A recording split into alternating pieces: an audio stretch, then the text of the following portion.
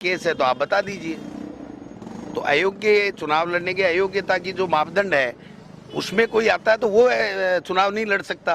बाकी तो सभी को कहा है आपराधिक का किसी का भी मामला है तो वो टीवी में देगा, ये देगा, वो देगा, तो वो सब चीजें हैं। ये सब चीजें कोई मायना नहीं रखती है। जो पार्टी आला कमान उम्मीदवार तय करती है वो उम्मीदवार लड़ेगा और जीतेगा। इस बार जो है माइनॉरिटी में एक भी टिकट नहीं है, ब्राह्मण समाज से एक भी टिकट नहीं है आपका। देखिए, जो माइनॉरिटी की बात आ रही है, सारे माइनॉरिटी के तमाम नेताओं ने ये कहा था कि आज देश हित में ये है कि मोदी हटे, ये तानाशाह सरकार दिल्ली से हटे। इसलिए उन्होंने आगे बढ़ करके ये कहा है कि मोदी हटाना जरूरी है, देश बचाना जरूरी है, हमारा चुनाव लड़ना कोई जरूरी नहीं है। हम लड़ते रहे हैं, आगे भी लड़ते रहेंगे। तो ये एक बहुत बड़ी बात है। हम उनके जो त्याग और समर्पण का जो जज्बा उसको सैल्यूट करते हैं हम लोग। वो भी देखते रहेंगे, लड़े ही हैं, लड़ते रहेंगे, आगे भी लड़ेंगे। देखिए, एक तो सोनिया जी मेंबर पार्लियामेंट बनी राज्यसभा की राजस्थान से। उसके बाद में पहली बार वो यहाँ आएंगी मैनिफेस्टो डिक्लेयर लॉन्च करने के लिए। इस बात में हम बहुत पसंद था। बाकी बातें रंधावा साहब ने, अध्यक्ष जी ने आपको कह दी है। 6 तारीख को 11 बजे का टाइम है। हमने आह्वान के तमाम कार्यकर्ताओं को भी, क्योंकि सब चुनाव लड़ रहे हैं, उम्मीदवार लड़ रहे हैं, इसलिए उसके बावजूद भी जो हमारे असेंबली के उम्मीदवार थे हारे हुए जीते हुए, वो सब यहाँ पर आए। ये मैनिफेस्टो पब्लिक का है, इसलिए पब्लिक में ही इसको लॉन्च करने का तय किया पार्टी ने। हमें खुशी है कि मैनिफेस्टो लॉन्च और कहीं जो होगा हमें पता नहीं, साथ में हो सकता है कि साथ साथ में और जगह से भी हो, पर जयपुर से होना हमारे लिए गर्व की बात है कि जो परफॉर्मेंस हमने दी पिछले गवर्नमेंट में, अच्छी स्कीमें थी। पहली बार राजस्थान चर्चा में आ गया था देश भर के अंदर, हर राज्य के अंदर। सरकार नहीं बन पाई, कई कारण थे हमारे, पर अच्छी स्कीमें थी, अच्छे चुनाव लड़ा गया। 2% का फर्क रहा। चुनाव आने के बाद भी हमारे परसेंटेज बढ़ी, जबकि सरकार जिसकी होती है, चुनाव जब हारती है तो परसेंटेज अवश्य भावी कम होता है। हमारे 16 लाख वोट बढ़े 0.5% और 2% का फर्क रहा है। बाकी राज्यों में 6% का, 4% का फर्क रहा। तो तमाम जो माहौल राजस्थान में है आज भी, और मोदी जी ने जो अति कर दी है देश के अंदर हर क्षेत्र में, उससे लोग दुखी हो गए हैं, आक्रोश के अंदर भी है। ईडी इनकम टैक्स के भय के कारण लोग बोल नहीं पा रहे हैं। हो सकता है अंडरकरंट चल रहा हो, क्योंकि हमने देखा इंदिरा गांधी के वक्त में अंडरकरंट चला हमारे खिलाफ में। सरकार चली गई, उत्तर भारत में एक सीट भी नहीं आई। नाथुराम मिर्जा जी अकेले जीते थे, नागौर थे। इंदिरा जी खुद भी चुनाव हार गई थी, वो दौर भी हमने देखा।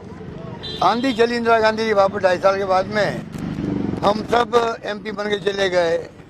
43 सालों के बाद को, 43 साल से दिल्ली में हमारे साथी तमाम लोग बैठे हुए हैं राजनीति में। तो ये तो वक्त की बात है।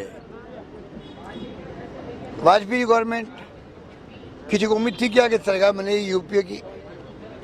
कांग्रेस को भी उम्मीद नहीं थी। ये पब्लिक बहुत समझदार है, robust common sense extra ordinary है, फील गुड। और इंडिया साइनिंग चल रहा था उस वक्त में, तब भी ऐसा अंडरकरंट चला कांग्रेस पक्ष में। यूपीए गवर्नर बन के 10 साल तक रही है। इस बार भी लगता है कि अंडरकरंट चल रहा है। अभी रंधावा साहब ने जो आपको बताया कि हम लोग 5:30 बजे पहुँचे, 1 बजे का प्रोग्राम था बीकानेर के अंदर, 5:30 बजे पहुँचे, 1 घंटा हमारी मीटिंग चली। वो लोग यूं क्यों बैठे रहे? अध्यक्ष जी को पूछो, शुरू की मीटिंग ऐतिहासिक थी। ये शुभ संकेत हमारे लिए है।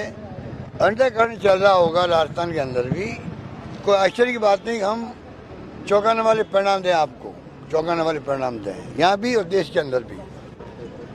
गोदी मीडिया है उसका मैं नहीं कह सकता, पर जो सोशल मीडिया है उस पर आप अगर सुनेंगे तो आपको साहित्यकारों के, पत्रकारों के भी, आपकी जमात के भी, लेखकों के भी आपको अच्छे इंटरव्यू मिलेंगे। डिस्कशन वो करते हैं, वो मान के चलते हैं कि मोदी जी इस बार सरकार नहीं बना पाते हैं, ना बना पाएंगे। ये संविधान की ध्वजा उड़ा रहे हैं, लोकतंत्र खतरे के अंदर है। अगर नहीं पहचाना जनता ने भी तो जनता बाद में पछताएगी, पश्चाताप करेगी, ये मैं कह सकता हूँ। तो हालात बड़े गंभीर हैं। उन गंभीरता के हालातों में चुनाव हो रहे हैं। हम चाहेंगे कि इस बार वापिस ये नेस्तनाबूद सरकार हो। ये सरकार तानाशाही रवैया अपनाए हुए हैं। सरकार पता नहीं देश को कहाँ ले जाएगी, कहाँ ले जा रही है। इलेक्ट्रल बॉन्ड की बात आपके सामने है। दो मुख्यमंत्री जी आपके जेल में बैठे हुए हैं, झारखंड के और दिल्ली के। और क्या प्रूफ चाहते हैं आप लोग? बहुत गंभीर बात है। और पत्रकार भी मैं समझता हूँ मन में सोचते हैं, उनकी अंतरात्मा कह रही होगी, पर उनकी मजबूरी भी है। कब ईडी घुस जाए नोएडा के अंदर, कब घुस जाए आपके ये इनकम टैक्स वाले या सीबीआई वाले, तंग कर दे आपको। अगर कांग्रेस के अकाउंट बंद कर सकते हैं जब चुनाव मैदान में उतरे हम लोग हैं, अब हमारे इलेक्शन कैसे लड़ेंगे उम्मीदवार आप कल्पना कर सकते हैं। ये चाहते क्या हैं? इलेक्शन कमीशन जो है वो तो इनका एक प्रकार से एक्सटेंशन काउंटर होता नहीं होता सरकार का, उस ढंग का व्यवहार कर रहा है। वो क्यों नहीं पंचायत करता है कि भाई कोई इनकम टैक्स में गड़बड़ है, गलती करी है, ये बाद में निपटते रहना। आप लोग को पॉलिटिकल पार्टी कोई भाग रही है क्या? चुनाव के वक्त में आप तंग नहीं कर सकते हो।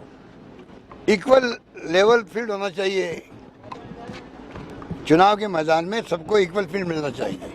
वो मिल रहा है क्या? ऐसे हालातों में चुनाव हो रहे हैं। इसे मैं कहना चाहूँगा कि आज जो हमने मीटिंग करी है बहुत ही ऐतिहासिक मीटिंग थी। ऐतिहासिक इसलिए है कि ऐतिहासिक मैनिफेस्टो आ रहा है, जनता का मैनिफेस्टो होगा। सोनिया गांधी जी खुद लॉन्च कर रही है उसको।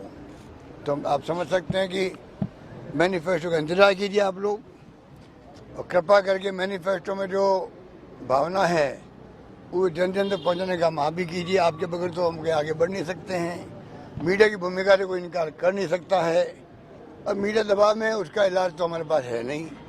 आप आलोचना कर दो सरकार की, आप देशद्रोही हो। तो स्थिति बड़ी विकट है देश के अंदर। उन स्थिति में हम लोग चल रहे हैं। स्टेट वाइज अलग अलग घोषणा पत्र के बिंदु शामिल होंगे ना, मैं नहीं, मुझे नहीं मालूम। वो तो घोषणा पत्र आगे तो मालूम पड़ेगा। पर घोषणा पत्र लॉन्च जयपुर से होना हमारे लिए सौभाग्य की बात है, ये मैं कह सकता हूँ। धन्यवाद।